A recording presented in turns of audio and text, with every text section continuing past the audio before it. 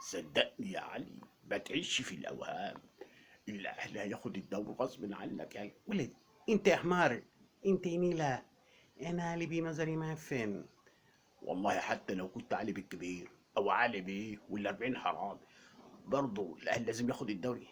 شهيدة، لازم يبقى عندك طموح. ولا طموح ولا طفوح، الأهلي ما ينفعش مع طموح يا علي. انا عندي خطة بإذن الله اني اخد الدوري والكيس، ويمكن كمان اطمع في كيس افريقيا وكيس الرابطة. يبقى الخطة اللي عندك يا علي. انا هلعب بطريقة 4-2-4-5-6 وسد المرمى.